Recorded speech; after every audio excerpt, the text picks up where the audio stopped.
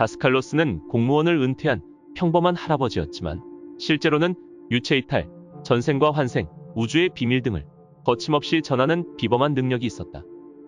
지중해의 성자 다스칼로스라는 책은 의심 많은 사회과학자인 마르키데스가 1978년부터 10여 년간 죽은 자의 세계를 마음대로 넘나들며 병든 사람을 치유하는 초자연적 힘을 가졌던 다스칼로스와 교류하며 직접 보고 들은 그의 기적적인 일상과 가르침을 기록한 책이다. 그는 사람들의 건강과 영적 성장을 돕는 일에 평생을 바쳤고 그의 집에는 도움을 구하는 이들의 발길이 끊이지 않았으며 병든 이의 카르마까지 대신 짊어지기도 했다. 오늘은 위대한 신비가이자 영적 스승의 깨달음을 담은 책 지중해의 성자 다스칼로스 세 번째 이야기를 해보겠다.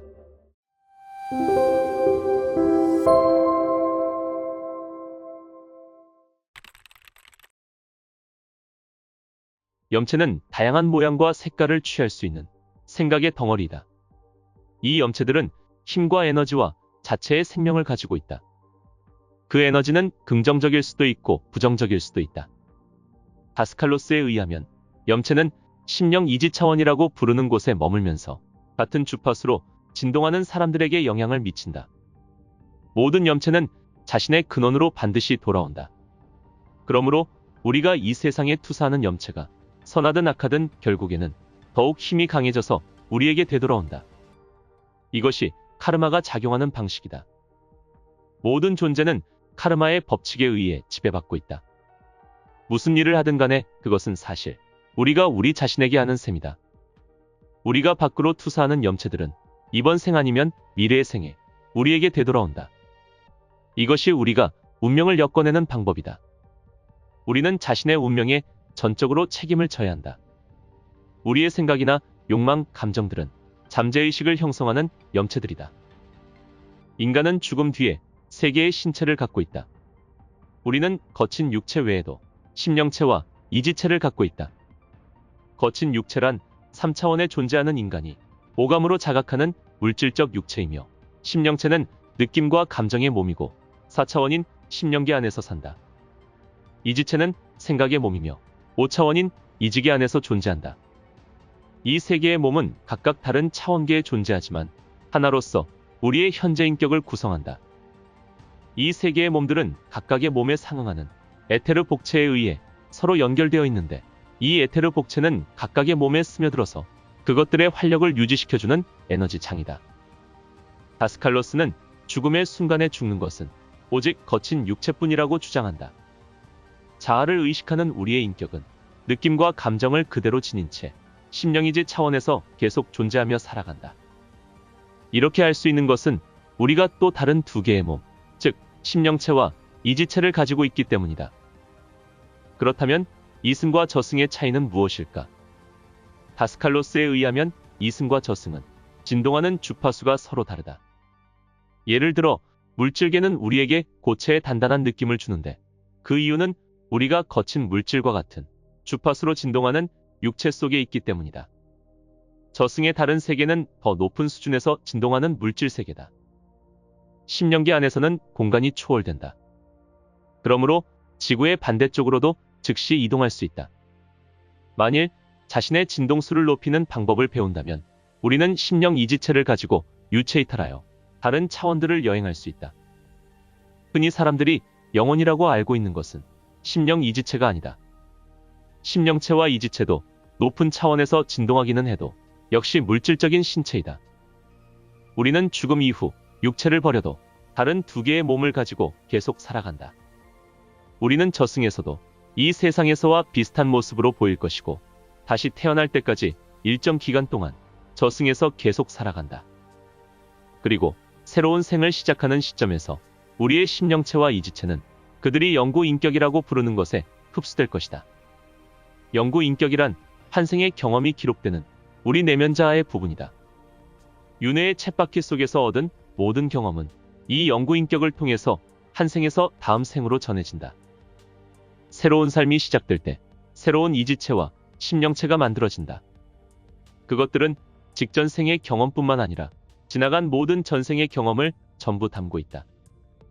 임신한 태아에 들어가는 순간부터 새로운 현재 인격은 카르마 법칙의 맥락 속에서 새로운 경험과 배움을 얻기 위하여 3차원 세계로의 여행을 시작한다.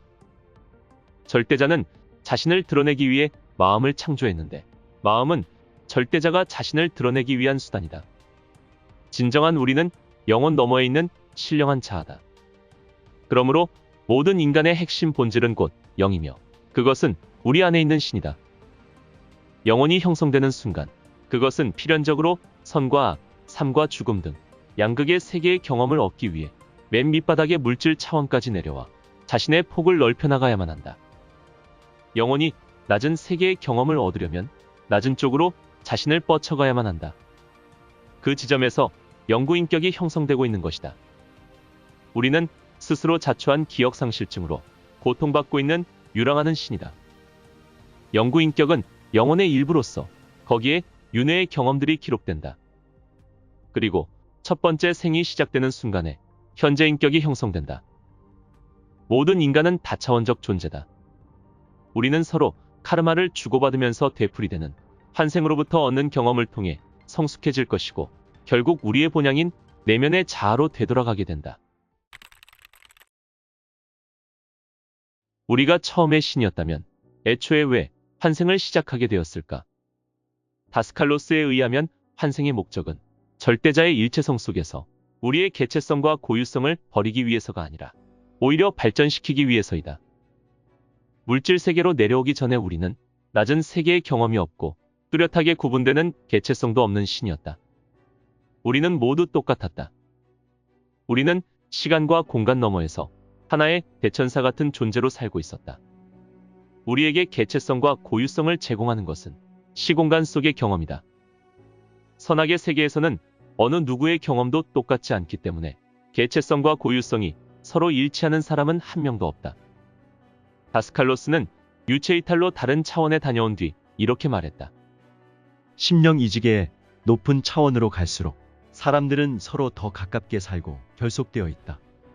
이에 반해 낮은 차원의 사람들은 여럿이 한 데 있어도 서로를 인식하지도 못하고 혼자 외롭게 지내고 있지. 의식의 수준을 높이면 이웃 사람들과의 단절감이 줄어들고 자신의 소외감도 적어진다는 말씀이군요. 사람들은 지구상에서 알고 있던 그대로 자신의 세계를 창조한다. 즉, 물질 차원에서 살던 것과 같은 종류의 삶을 사는 거지. 저승에서도 자신이 좋아했던 음식을 요리하거나 지구에서 그랬던 것처럼 축제를 즐긴다. 사람들의 성격이나 지각 능력은 다른 차원으로 이동하는 것만으로는 바뀌지 않는다. 그들은 욕망을 초월하지 못했기 때문에 자신에게 익숙한 지상의 세계를 다른 차원에다 그대로 복제해와서 그곳에서 심령 이지체를 가지고 살고 있지. 다스칼로스는 심령 이지기에서는 생각과 욕망이 좀 더 쉽게 염체로 응고되며, 사람은 그것을 창조해낸 사람의 의식과 주관적 환경 속에 존재한다고 설명했다. 전쟁에서 죽은 사람들은 저승에서도 전쟁을 계속한다.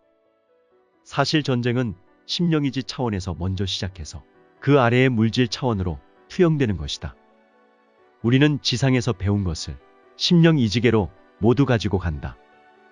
예를 들어 이승에서 피아노를 배우고 싶었지만 배우지 못했던 사람이 있었다고 가정해보자. 그 사람은 저승에서도 피아노 교습을 받을 수 있지.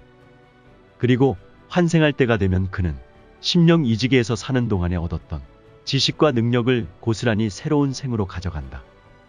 사람은 언제 새로운 생을 부여받나요? 사람이 새로운 삶을 살 준비가 되었는지는 카르마라는 위대한 스승이 결정한다. 하지만 나조차도 환생이 어떻게 작용하는지를 전부 안다고 말할 수가 없다. 사고로 죽은 사람은 지상에 있는 동안 겪은 일들을 기억하고 있을까요? 대부분의 사람들은 아무것도 기억하지 못한다. 기억을 할지 못할지는 그들의 카르마에 달려있다. 저도 당신처럼 사람들을 치유할 수 있을까요?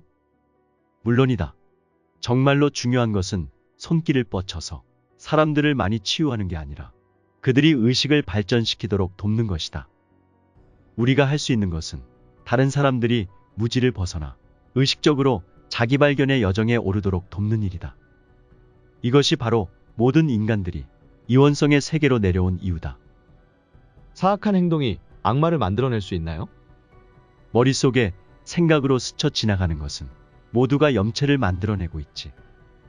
우리가 부적을 만들어내는 것도 사실 좋은 생각의 에너지를 불어넣는 것이다. 마찬가지로 어떤 물건의 소유와 관련하여 일으키는 질투나 증오 같은 부정적 감정은 그 소유자에게 불행한 일들이 일어나게 할 수 있는 강력한 파괴적 염체를 그 물건에 스며들게 한다. 이것이 사이코메트리 현상을 가능하게 하는 건가요? 그렇다. 경험이 많은 스승들은 그 물건에 담긴 소유자의 의식에 주파수를 맞출 수 있고 그 물건에 붙어 있는 모든 염체들과 접촉할 수 있다. 미래를 예언하는 것은 가능한가요? 인간들은 자유의지를 갖고 있다. 어떤 순간이든 이 자유의지가 개입해서 카르마의 방향을 바꿀 수 있지. 그래서 예언이라는 것은 이루어질 수도 있고 이루어지지 않을 수도 있는 것이다. 다수의 개인들이 의식을 바꾸면 집단적 카르마 역시 바뀔 수가 있다. 붓다처럼 몇 세기 앞에 일어날 일을 미리 본 것은 예언 아닌가요? 그는 인류 진화 과정상의 구조적인 전환점을 미리 본 것이다. 높은 경지의 스승들은 인류가 완성을 향한 진화 과정에서 거쳐야 할 단계가 무엇인지를 정확하게 밝힐 수 있지. 이미 결정되어 있는 것은 그와 같은 단계들이다. 그것은 하나의 청사진이고 그 속에서 사건들이 시공간 속에 펼쳐지는 것이다. 저의 전생을 알려줄 수 있나요? 나는 자네의 전생을 알려줄 수 없다. 절대자가 창조한 법칙은 전생을 기억하지 못하게 함으로써 우리를 보호한다. 과거의 괴로운 기억들로 인해 영적 성장이 방해받지 않도록 하지. 따라서 인위적으로 이런 기억을 끄집어내는 것은 망각의 법칙을 함부로 깨려는 것이다. 가령 자네가 과거 생에서 어떤 유명 인물이었다는 사실을 알게 되었다고 하자. 그러면 아마 자네는 그 사람에 관한 책을 몇 권 구해다 읽을 것이고 마치 그 사람인 것처럼 행동하겠지. 전생의 인격은 지금 존재하는 인격보다 의식 수준이 더 높을 수는 없다. 하지만 영적 진화가 일정 수준에 도달하면 과거 기억을 회복하더라도 현재 삶에 부정적인 영향을 끼치지 않게 된다. 그때는 전생을 알아도 문제가 없다. 부모를 포함하여 다음 생의 환경을 자기 자신이 선택하나요? 자신이 모두 선택하는 것은 아니다. 환생할 곳을 선택하는 것은 현재 인격이 아니라 자아영혼이다. 자아영혼은 절대자가 최초의 생의 순간부터 해방될 때까지 선정해준 수호천사와 함께 물질 세계로 들어가는 우리와 동행한다. 우리는 이 천사를 자기 자신으로 느끼지. 이 천사는 우리가 무슨 일을 하고 있는지를 스스로 자각할 수 있도록 자기 양심의 온갖 측면을 관찰할 수 있게 하는 거울이다. 만약 우리가 누군가를 살해한다면 우리는 이미 자신이 살해될 계약서에 서명한 것이다. 이 법칙은 물질계와 심령이직에 모두에 적용된다. 우리는 심령계에 들어간 후에도 여전히 카르마를 만들 수 있다. 카르마는 매우 복잡한 메커니즘이지. 카르마가 실제로 어떻게 작용하는지는 천사들에게조차 알려져 있지 않다. 우리는 단지 삶을 둘러싸고 있는 재반 문제를 얘기하는 것뿐이다. 카르마는 어떤 방법으로든 갚아야만 한다. 카르마에 기인하지 않고도 질병에 걸릴 수 있나요? 모든 것은 카르마에 의거한다. 하지만 심각한 것이 있고 그다지 심각하지 않은 경우가 있지. 카르마가 가벼울 경우에는 종종 암을 소멸시켜버릴 수가 있다. 하지만 카르마가 심각할 경우에는 그것이 불가항력이라고 할 수 있지. 카르마의 법칙을 거스르는 치료를 하면 그 병은 조만간에 다시 나타난다. 하지만 치유를 일으킬 것인지 아닌지는 카르마가 결정하게 놔두고 내가 할 수 있는 일은 무엇이든 해야만 한다. 심령 이지체가 어떤 상황으로 인해 발달 정도가 낮은 상태로 되돌아갈 수도 있나요? 그런 일은 절대로 없다. 여러 생을 살면서도 같은 상태에 빠져 있을 수는 있으나 결코 낮은 수준으로 떨어지지는 않는다. 대부분의 사람들이 욕망을 가지고 있지만 그것을 통제하지 못한다. 육신을 떠났을 때 생각과 감정을 지배하지 못한다면 심령 이직 공간에서는 염체 형태의 생각과 감정이 당신이 가진 것의 전부가 된다.